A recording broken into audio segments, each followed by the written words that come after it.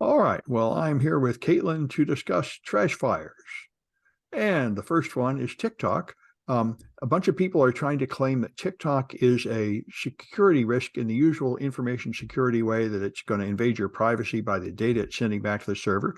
And Marcus Hutchins wrote a nice article on malwaretech.com.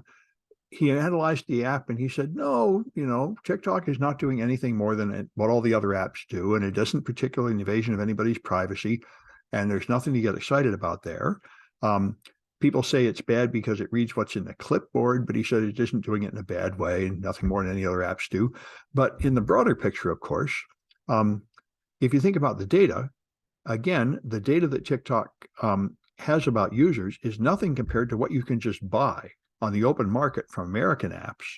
And in general, I think his analysis is pretty good there too, saying, if you're worried about TikTok influencing our elections or something, what we're doing to ourselves at Facebook and Twitter and YouTube is 10 times or 100 times more, which I think is absolutely true. I think we're our own worst enemy, and foreign influences are very minor. Anyway, that's why, yeah. I was going to say, but the thing is that we're beginning to recognize that issue. And laws and regulation are starting to come into effect where, we're starting to regulate and see what we can do about these companies like Facebook, like Twitter, to a certain extent.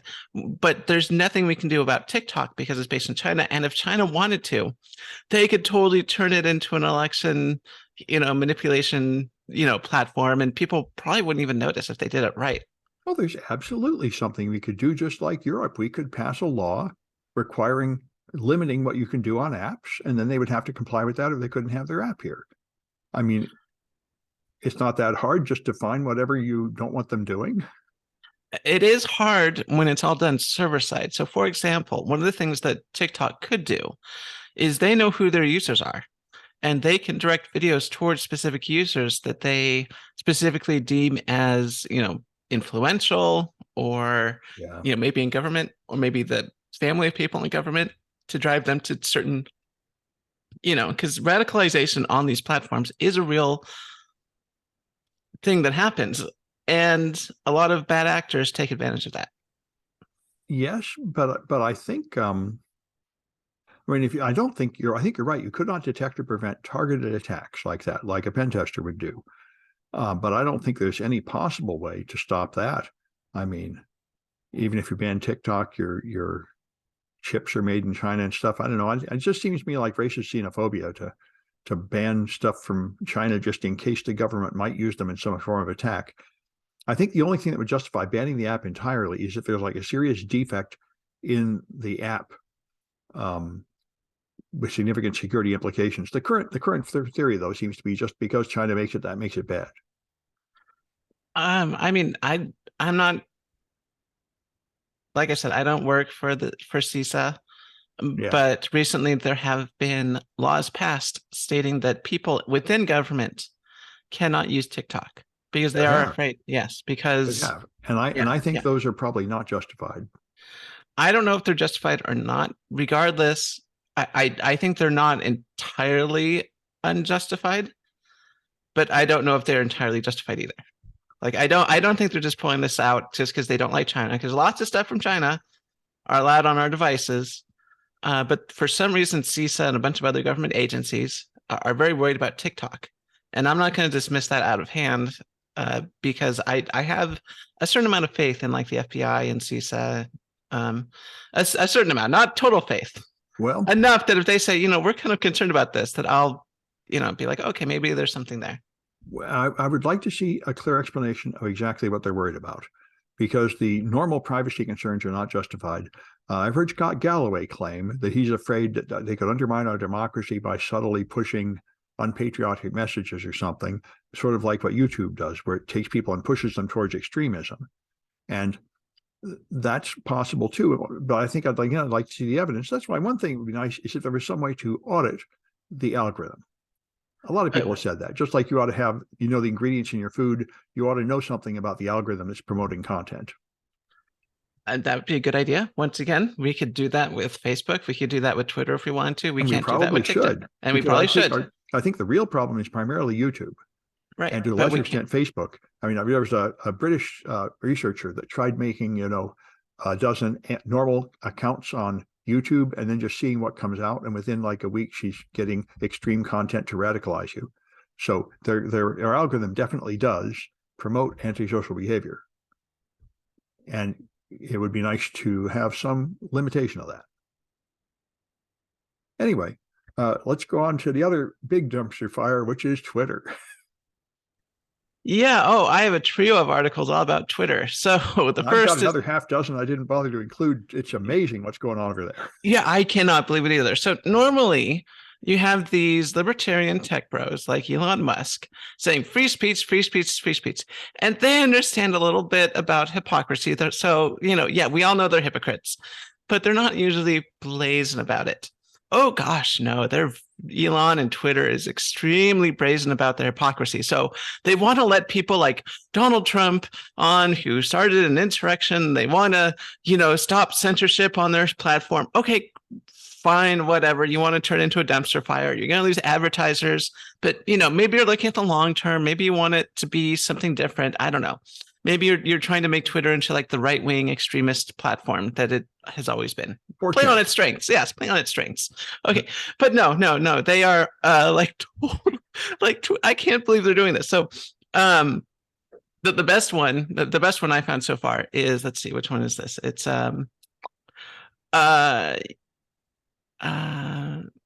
yes, okay, this is the best one. So I'm going to share my browser. CNET has this article written by Stephen Musil talking about how Twitter is suspending accounts, encouraging people to join Mastodon. So when Elon Musk took over Twitter, people were like, oh gosh, this is a dumpster fire. Let's move over to Mastodon. And people started actually really liking Mastodon. So what did Twitter do? Did they try to like improve, try to compete with Mastodon, try to clean up Elon's mess? Oh no, they are blocking people, encouraging people to go over to Mastodon in the name of free speech. So yeah, you can't even put a link to Mastodon in your profile. I guess I have a link. I've been left my old Twitter account. It's probably not working anymore. Yeah. And the thing is, this is not new. I mean, people have been linking their profiles to other social media profiles since age memorial. But this is absolutely ridiculous, especially coming from the libertarian. We're going to support free speech. This is the most ridiculous. Like, people have a good reason to put their Mastodon links on Twitter, and yet people who are encouraging people to move over to Twitter, people encouraging other people to move from Twitter to Mastodon, are getting kicked off the platform, getting banned. Yeah. And then, they're also, of course, this article by The Verge is talking specifically about, and it's by Jay Peters, talking about how Twitter is blocking links to Mastodon. So you have your social media account, you want to link it to your other social media account, they're blocking it. Like, oh my God. And they're just saying that the site is potentially harmful. How convenient. Of course, Mastodon's not potentially harmful. It's Mastodon. It's running open source software. You can audit it yourself. It's not potentially harmful, and it's well used. It's the platform's very big. It's not some obscure thing that they're messing up. And then, of course, Forbes has another article talking about the same thing. But not only that, Elon Musk is banning high-profile journalists. So you talk about like free speech and what it's designed to protect. It's designed to protect specifically journalists speaking out. Yeah. And so Elon Musk is saying, we got to have this free speech platform. And what's one of the first things he does? He starts banning high-profile journalists. So let's see, who did they a lot of famous journalists. Yeah, a lot of famous journalists. He banned them for writing stories about the Elon Jet account he banned. Right. So they So, let's see. It doesn't seem to be listing. It was listed.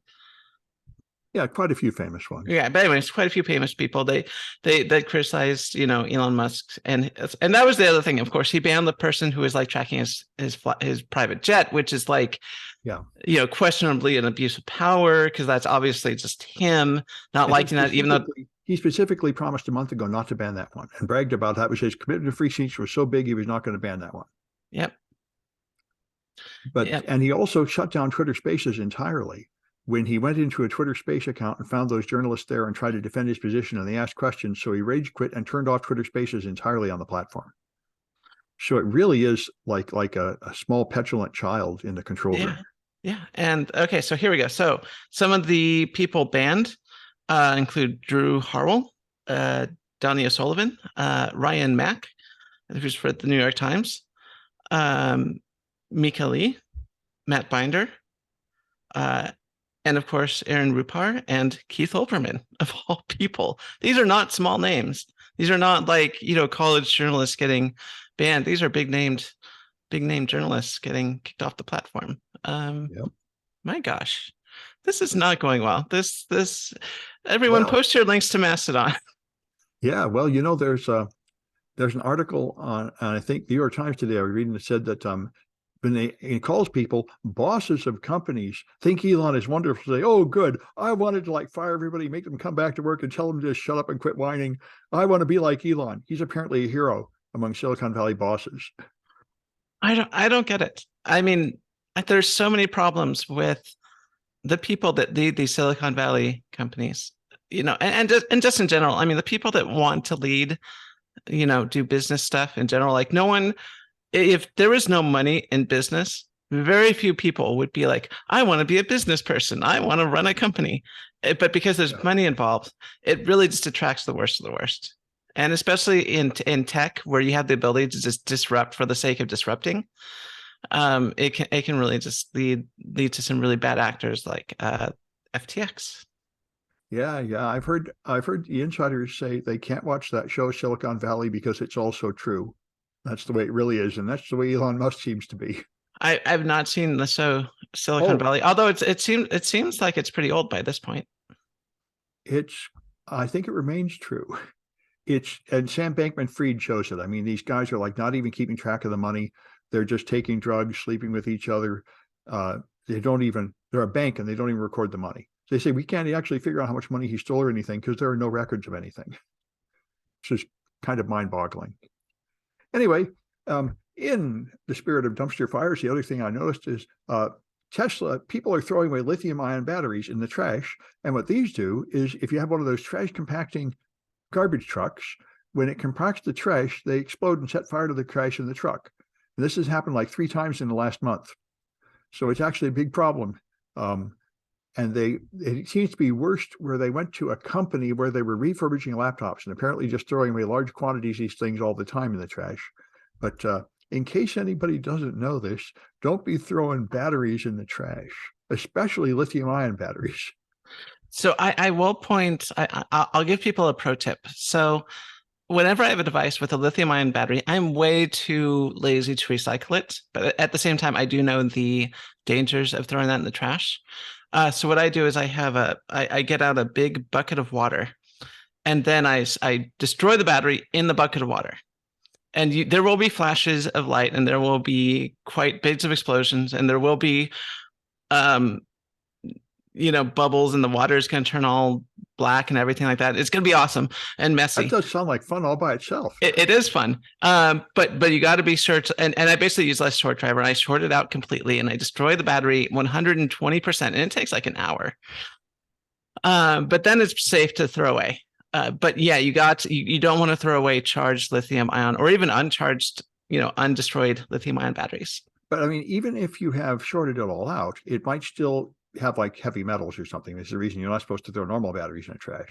Well, it depends on the batteries. So there's a couple different types of batteries. Lithium ions, as the name implies, don't have heavy metals. They're made of lithium. Unless they have other things, which I don't know. And I mean, the casing is usually like steel. I mean, but it's okay. Aluminum. I mean, it's fine. But you do have other types of batteries like lead acid batteries, which do have heavy metals, obviously, lead. Yeah. You don't want to throw that away. That you do have to recycle no matter what. You can't just throw lead away. Lead acid batteries. No, that's you got to take special care getting rid of that one. And then you have alkaline batteries, which once again contain some nasty stuff. And you can't really do anything about that. Well, here in San Francisco, you can just put them in a plastic bag and put them on top of your recycling, and they'll take them. At least Yeah. the normal lead acid ones, and I assume that's probably true of the they'll take the Alkaline. normal like C Yeah. cells. I'd probably take the lithium ion ones too. I'm not sure. I don't know. But like I said, if you want to sort of be safe and you're lazy like me and just want to have some fun, you can, like I said, if you put them in a big bucket of water, you can destroy those batteries and it's a lot of fun. And as long as they're like the soft pillow kind, the ones that like blow up when they get old and stuff. You do have like the 18650s, which are much harder to destroy in a bucket of water. So I don't know what to do about that. I mean, maybe you could construct some sort of like battery sorting device, throw it in the water or something. I don't know. This is definitely going to make a good TikTok video, although they would ban it. And by the way, you might achieve your other goal of getting our podcast banned again. This might be. Oh yeah. Everyone, destroy your lithium-ion batteries. It's fun and cool, and everyone's doing it. Yeah, no, lithium-ion batteries do contain a lot of energies. They can create fires. Be careful. Like I said, that the key here is bucket of water. Bucket of water. The other thing I've seen is that when people are working on lithium-ion batteries, like they are welding to them, like they're making battery packs, they'll keep like a bucket of sand. That way, if one of the batteries starts releasing the smoke, they can throw it right into the sand and take it outside. So there's some safety precautions. But like I said, under the water, it's pretty safe to create lithium ion fun times. All right. Well, let's hear about your GPS alternative. Okay, so the Netherlands has a GPS alternative, which is actually a really good idea. So I don't know why this hasn't already been implemented. So the researchers in the Netherlands, according to physicsworld.com. Let's see, is this written by anybody? No, it's not. It's anonymously written by Sam Jarman. Sam Jarman. So Sam Jarman has this article talking about how researchers in the Netherlands created ground-based GPS, which is a fantastic idea because one, it doesn't have the limitations that you have with space-based GPS. So space-based GPS is intentionally designed to not give super precise locations because you could use it to like direct warheads. It's a military. I mean, it can, but you need to decrypt the military GPS signals to do that, and that's not available in commercial applications. Ground-based GPS, you can have it be accurate up to like 10 centimeters, which would make it perfect for like self-driving cars if you wanted to go down that road further and actually have infrastructure to like support self-driving cars. We could have these on the ground GPS stations, which would let the car know exactly where it is at all times and add that to its data, which would presumably, help with things like, location data, new technologies, robots on the road, that kind of stuff. The other thing too that this solves is that if you've ever been in a big city with tall buildings, you will notice that your GPS starts to get all wonky. This is because the signals from space start bouncing off the buildings, and suddenly you're like 2 blocks where you're supposed to be, and it's a big hassle. This solves that problem. So specifically in busy cities, having this on the ground GPS alternative could basically solve a lot of the problems with GPS that we currently have. And so they're, like I said, they're already testing this out in the Netherlands, so it looks good. Do they have to add a bunch of new transmitters? Yes. To serve as the reference points? Yes, they do. You would have to set all new infrastructure on the ground for this, but just throw them up near cell phone towers and stuff, and you're golden. But is it really better than the previous procedure, which is you have these cars drive by and you just map all the Wi-Fi access points? That's how we're currently doing it. It is, yes, much better. 10 centimeter accuracy. You don't get that kind of accuracy with Wi-Fi hotspots. Oh, okay.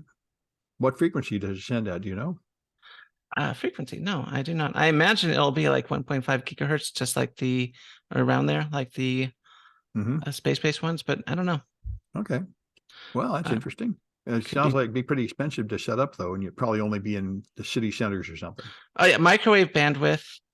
So they're using several low bandwidth signals. So they're saying microwave. So probably 2.4 gigahertz. All right. Well, Microsoft has put out a pretty little infographic of industrial controllers. And so you need to move to zero trust. And it has the sort of shocking claim that they found that 75% of common industrial controllers are vulnerable. They have known vulnerabilities like out-of-date, unpatched components and such, and running obsolete operating systems and all that. So that's a bit worse than I thought it was.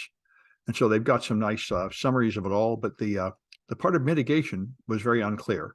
As far as I can tell, the best mitigation of all this is you don't connect this stuff directly to the internet. You put it through a VPN concentrator, but they don't mention that. The point is, a lot of industrial things are using old versions of operating systems that can no longer be patched. Things running like water plants and such. So that's been a well-known problem for a while, but it might help people persuade their management to do something about it with these pretty Microsoft infographics. Anyway, and you got the off-brand app store, which is a big thing. Yeah, no, it is big, although we may not see it because we're in the United States. So Extreme Tech has an article written by Adriana 9 talking about how Apple is going to put third-party app stores on their phone to comply with a European Digital Markets Act. So the EU passed, like I said, the Digital Markets Act, which says that basically you can't, if you're selling a cell phone, you can't just have your app store and lock people into it because that's monopolistic, as we've all known for over a decade now. So the EU said, okay, no, you got to stop that, Apple. So Apple is going to begrudgingly allow third-party app stores and sideloading of apps. However, it is highly likely, and this is going to happen in iOS 17, I believe, so the next version of iOS. However, it also is likely that Apple will only allow this for European customers and not for US customers. So only when their arm is twisted and they have to do it, will they allow any sort of sideloading on their devices, meaning that the United States will probably have to adopt similar legislation. Well, but this is going to seriously hurt Apple's revenue. I don't think they're resisting it. Yeah. Oh no. Yeah, they're really hurting. They don't make much money at all. So I don't know how they're going to survive after this. Well, that's the rule of money. You always want more. They're naturally resisting it. Yeah, I don't know how they're going to make more money, especially considering that they also have government contracts too. So they basically get money from the public to like supply some of their devices as well. So another way they're going to make money is by making a car, but that's apparently been pushed out another couple of years. But I think that would be a big money maker. And it does look like their days of being able to charge 30% in the Apple Store are coming to an end. Everybody's getting pretty fed up with that. Yeah. All right. Well, I guess that's it for this one, and we'll be back on Tuesday.